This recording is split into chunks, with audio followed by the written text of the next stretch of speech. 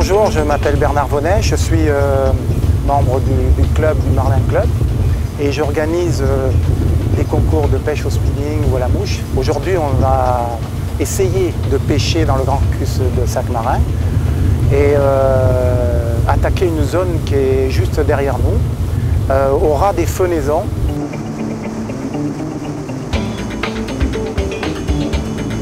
Virgile, on va s'arrêter là, à 40-50 mètres du bord et on va se laisser dériver. Hein. Et tu prospectes à 45 degrés du bord, à ta droite.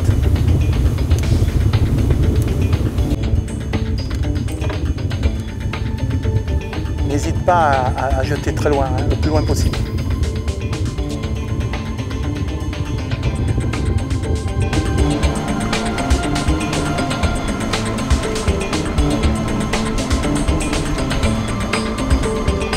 Fred, Guadeloupéen d'adoption depuis quelques années, pêcheur assidu en spinning. Alors c'est quoi le spinning? Alors le spinning c'est ce genre de canne à pêche avec un petit moulinet, petite canne. C'est des lancers continus, lancers ramenés jusqu'à quand que le poisson attaque le leurre. On a du soleil, donc j'ai mis un leurre qui ressemble un peu à, je dirais, une pisquette qu'on appelle ici, donc un poisson fourrage. Donc c'est ce que chassent en général les poissons tels que le brochet de mer, qu'on appelle plus particulièrement le snook. Donc le but c'est de trouver le leurre idéal pour que le poisson charge dessus. Donc quelquefois on met un peu de temps puisqu'il y a des couleurs qui s'y prêtent en fonction du temps, de l'ensoleillement. Si on a un temps un peu gris, c'est un leurre un peu plus clair. C'est une histoire de patience, puisqu'on pêche avec des lignes très fines. Là, c'est du 6 kg. Donc on s'imagine un peu un poisson de 30-40 kg. Donc là, on va faire des lancers ramenés et on va essayer de ramener un beau poisson. Et tu pêches dans quel environnement? Alors l'environnement, c'est le long de la côte. Là où on trouve des palétuviers, on va en voir tout à l'heure. Donc les palétuviers, ce sont des racines. C'est là où les poissons se postent pour chasser. Parce que c'est-à-dire que dans ces racines, il y a toute la chaîne alimentaire. Les petits poissons viennent se cacher ou manger. Et aussi il y a la ponte qui se fond dans ces endroits.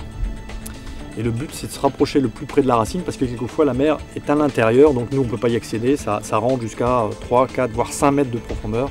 Le but, c'est de attirer le poisson de l'intérieur à l'extérieur et activer une chasse. Et là, on se laisse dériver donc. Là, on se laisse dériver, on cherche un peu l'endroit où il va y avoir une concentration de poissons. Donc le collègue est un peu devant, pour l'instant on n'a pas eu trop de touches.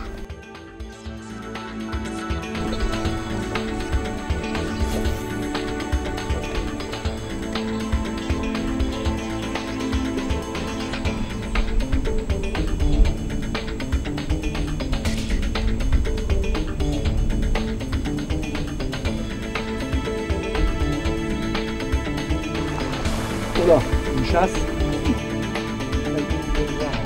Gros. Un gros poisson. Gros, ouais.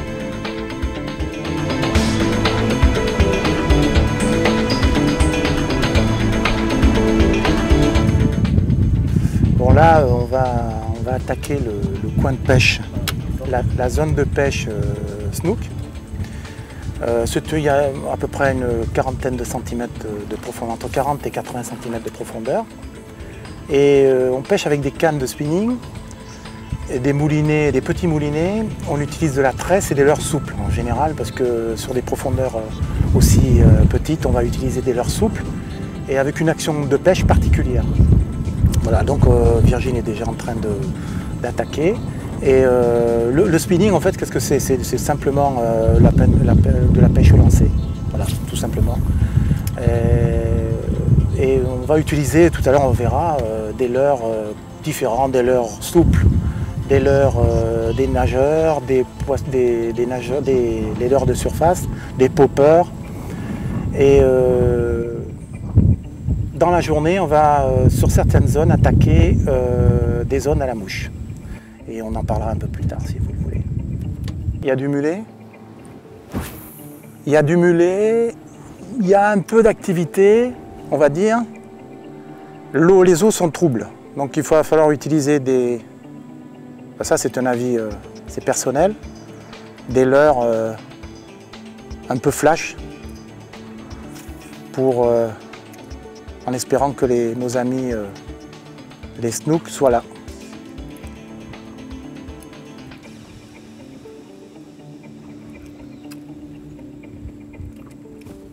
En fait, après avoir cassé plusieurs fois, maintenant j'hésite pas. Les snooks dont on parlait tout à l'heure, ils ont la particularité de frotter le bas de ligne, l'user, ils ont une bouche râpeuse. Et je pense qu'il vaut mieux utiliser des bas de ligne assez costauds. Voilà, donc on va utiliser un popper, évidemment la tresse, et la tresse aussi 40 livres. Hein. Faut pas hésiter, c'est bien d'aller pêcher avec, c'est plus agréable de pêcher avec des tresses plus fines. Pour le lancer, la précision du lancer, mais on peut casser sur un départ de poisson un gros poisson. Donc il ne faut pas hésiter à mettre la tresse de 30 à 40 livres.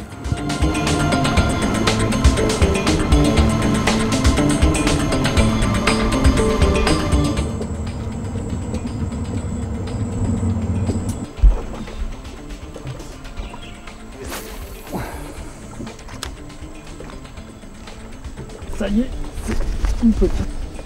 Celle-ci, c'est une 40, vraiment. Leur premier lancer, hop. Donc là, c'est vraiment sympa. Accroché.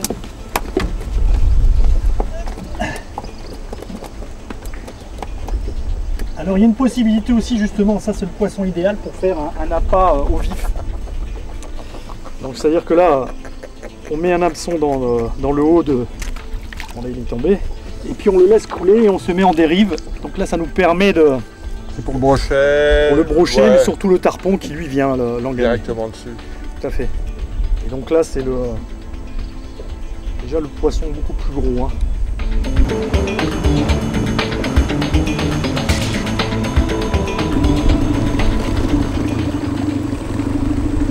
Là c'est plus clair.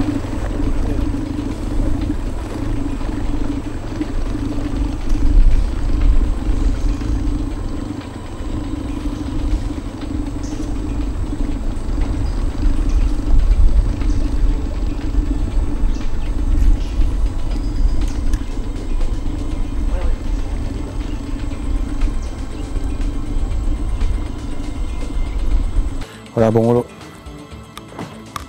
on va changer de leurre. Là, on était avec des poissons souples.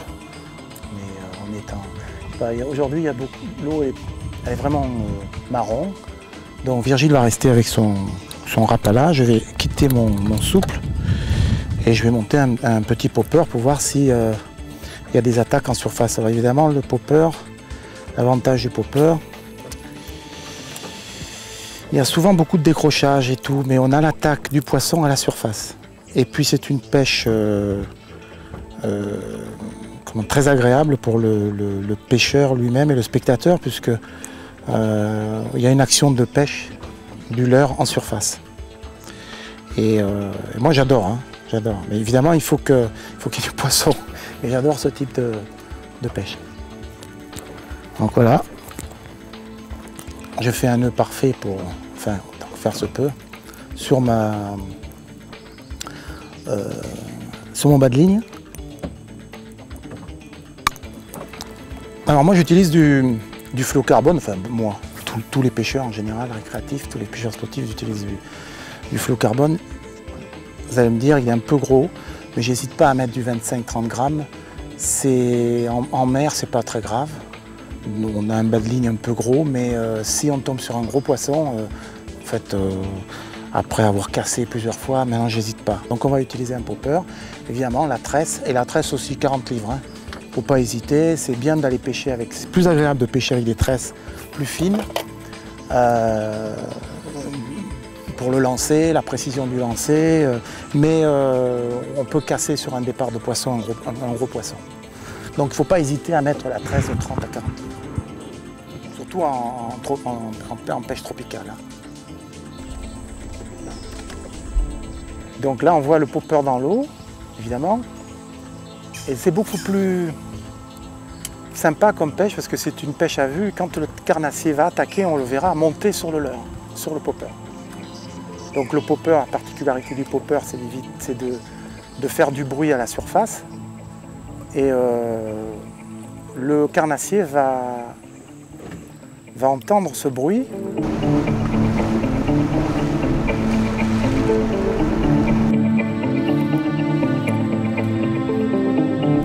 Cette poisson pour attraper des... Hop, Oh, il y a du monde. Ah, il y avait une bécune qui a essayé d'attraper le leurre.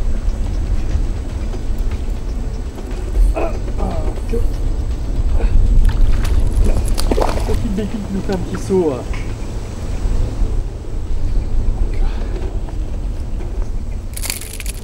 Comme quoi on a plus de rendement en changeant de... Ça ressemble un peu à la gueule du brochet, le long bec. Oui, oui, oui. Alors à savoir que la bécune en Martinique, eux ils la mangent, et nous ici on est trop au nord, donc elle a la ciguatera, enfin pas toutes, donc on ne les mange pas. Bon, enfin celles-ci, elles sont petites, elles sont comestibles. Hein. En Martinique, même les grosses sont très appréciées. Ils remontent la rivière, ils sont devant.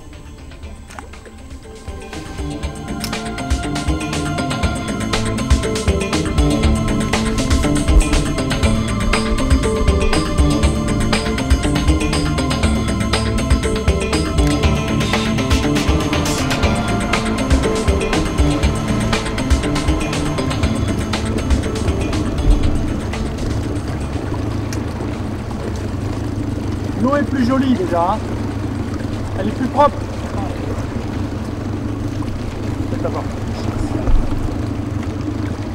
Voilà, donc là c'est un peu propice à la mouche. Je vais essayer de me mettre sur l'avant du bateau et de moucher un peu. Donc c'est des mouches que j'achète ou que je fabrique moi-même. Certaines sont des fabrications pas très orthodoxes, mais c'est mes mouches à moi et ça fonctionne très bien. Donc pour le snook, on va utiliser du jaune, du orange. Il y a de la variété là.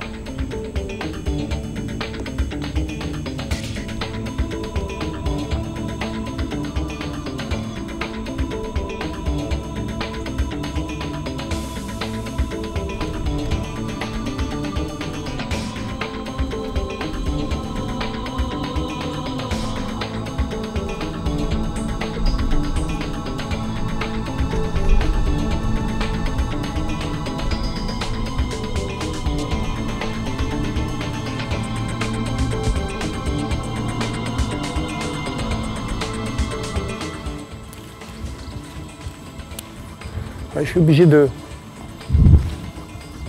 lancer sur le côté.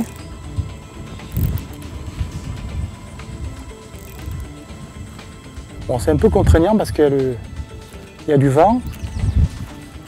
Et je suis obligé de faire des lancers un peu spéciaux.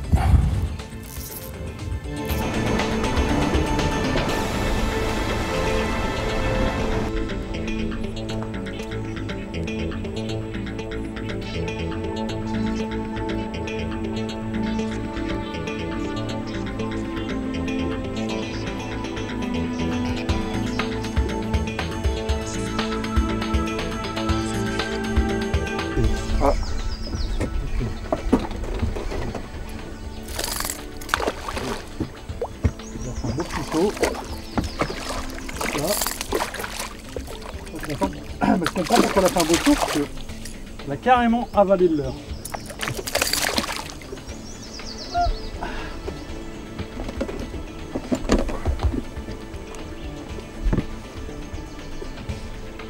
Éviter que ça glisse. Alors là, on va lui faire une opération. Hein.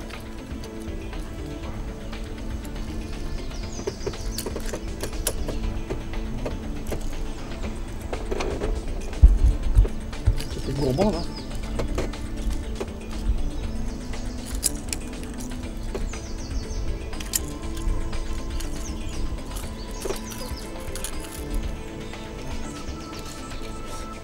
T'as des bons crocs, hein. Oui. Ça les aime bien.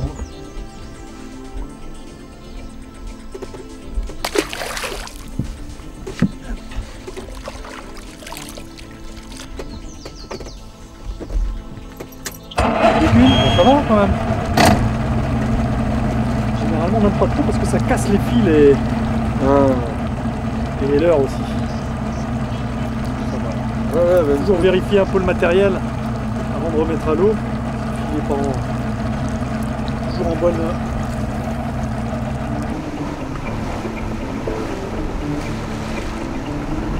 Il va sauter, il risque de casser, hein. Il risque de sauter. Alors là, au moment du saut, je donne la main, voilà. Voilà, c'est un beau baby. Voilà. Je crois qu'il est bien pris. On va le laisser faire. Il ne faut pas hésiter. À mon avis, si ce n'est pas décroché au deuxième saut, il ne se décrochera plus là. Donc ça, c'est toujours très aléatoire parce que avec les tarpons, 9 fois sur 10, il se décroche, on perd le poisson.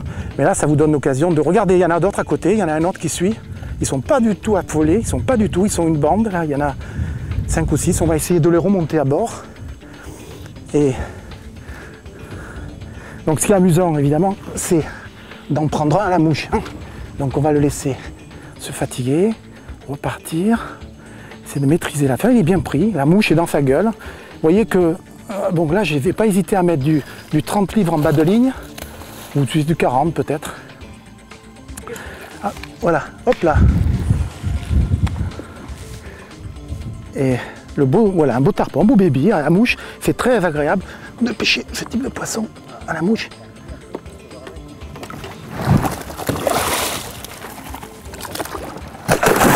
Et voilà, il a cassé, il a décroché. Bon, mais ça arrive. C'est nickel ça. Il y a du tarpon, il manque le brochet. Hein, il manque du brochet alors. Pour mettre dans la boîte. Donc il y a de la variété là.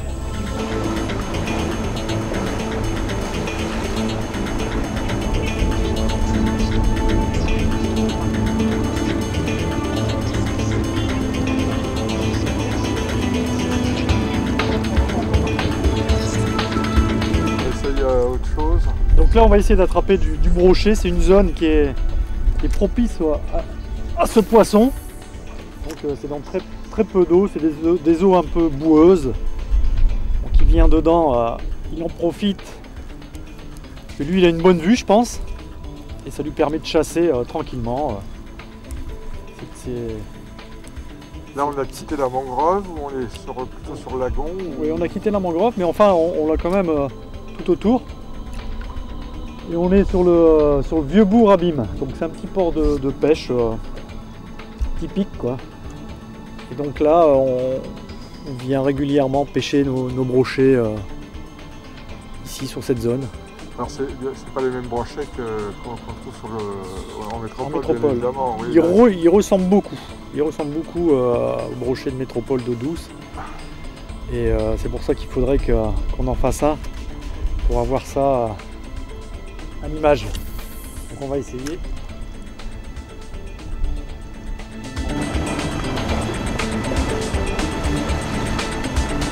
Donc là on est dans la baie face à Vieux-Bourg Abîme. C'est un lieu propice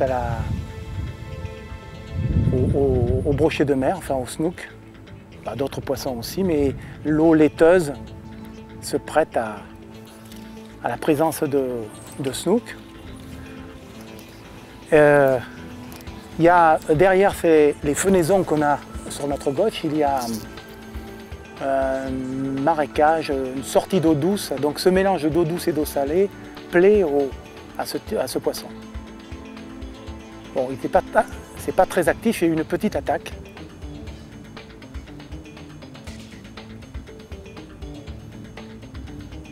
Une chasse là-bas. Donc la pêche à la mouche, on pratique la pêche à la mouche en général en rivière,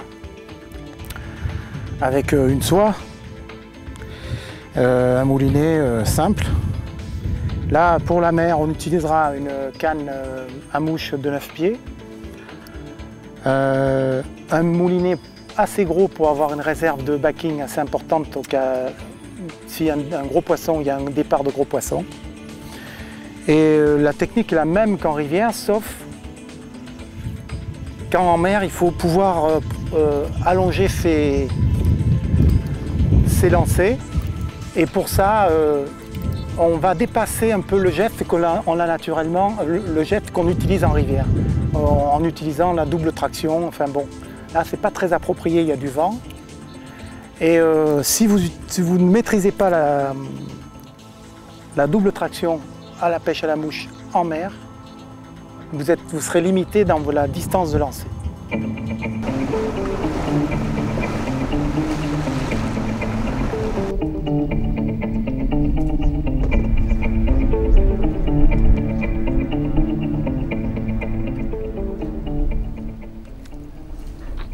Normalement c'est la bonne heure, c'est l'heure du déjeuner là, il est midi 10.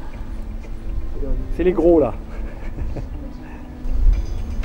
C'est ici qu'on a eu une fois une touche de grosse carangue. Au moment qu'elle était grosse, on voyait son aileron qui dépassait de l'eau.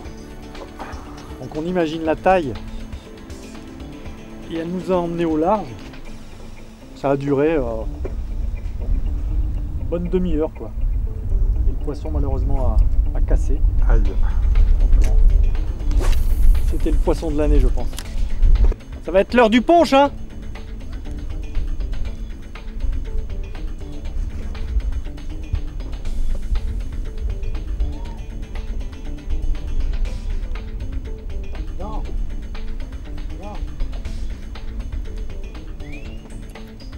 On aura droit à boire le punch une fois qu'on aura fait un brochet, donc on se dépêche.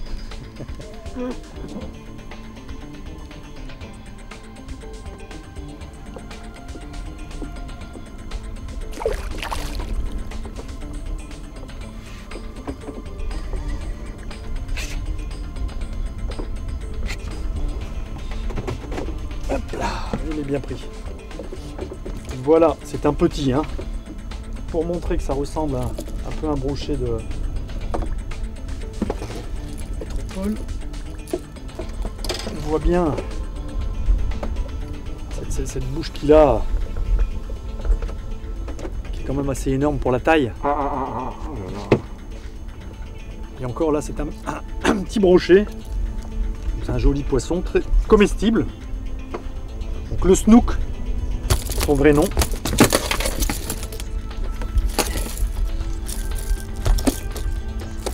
On va le remettre à l'eau. Donc grâce à lui on a droit donc à l'apéro au punch. On va le remercier grandement parce que là on commence à avoir soif. Bien pris. Voilà. On remet à l'eau. Hop, on l'oxygène un peu. Et voilà. Il est reparti. Prévenir ses parents en espérant que les parents fassent